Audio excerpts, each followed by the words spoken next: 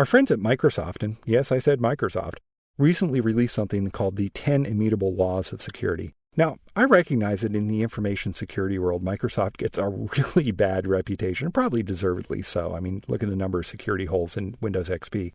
But Microsoft does take security very seriously. When those holes were discovered, Microsoft did release patches.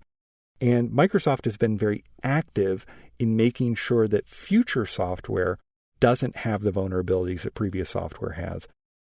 I want to talk about these 10 immutable laws of security because I think they're very well written. And I also think they're going to give you sort of a macro level approach to what we're going to look at throughout these movies. So this is kind of an introduction to the major topics that you're going to see pop up throughout the movies that we've got coming up.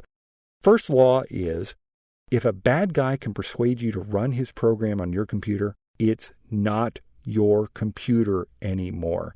There are going to be so many people out there who are going to try to convince you to download and install their software program. You got to recognize that unless this person is trustworthy, when you download and install their software program, it's no longer your computer. You need to keep that in mind when you go and download things from the internet. Second law is, if the bad guy can actually get into your computer and change your operating system, change your permissions, change the file settings, or even delete files, guess what? It's not your computer anymore.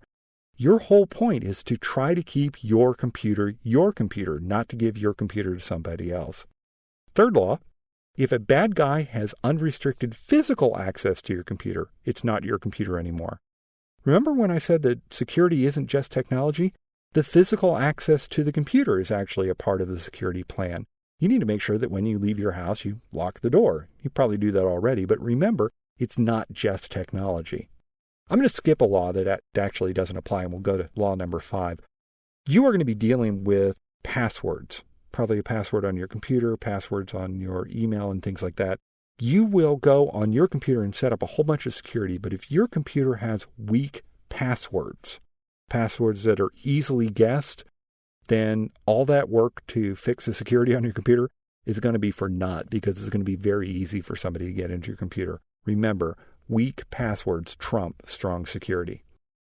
Law number 7, encrypted data is only as secure as a decryption key. You may encrypt your data, and we'll talk about encryption a couple times throughout these movies, which means that you're going to take your data and kind of mess it up to the point where only somebody who has a specific key can open it.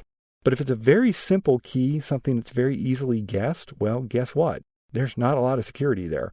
Encrypted data is only as secure as a decryption key. Law number 8, this is my favorite law of them all. An out-of-date virus scanner is only marginally better than no virus scanner at all. Now, I'm not talking virus definitions. I'm talking about the software itself. You're going to learn a little later that you need to not only update your virus definitions, you actually need to update your software every 12 to 18 months. If you don't have the latest antivirus software, you're only marginally protected against some of the new viruses that are coming out. Law number 9. Yeah, it'd be great to go out on the internet and be completely anonymous, where none of the things that you do online can be tracked. But guess what? It's not practical. There are software programs you can download and install that will sort of anonymize you on the internet, but it's just not practical, and it's not practical either in real life or on the web. And then rule number 10, we've said this before, I'm going to say it again, technology is not a panacea. It's not something where you're going to go and install software and, wow, you're secure. The most important piece of security that you have in your entire home computer system is you. And we're going to show you throughout these movies what you can do to make your home computer safer.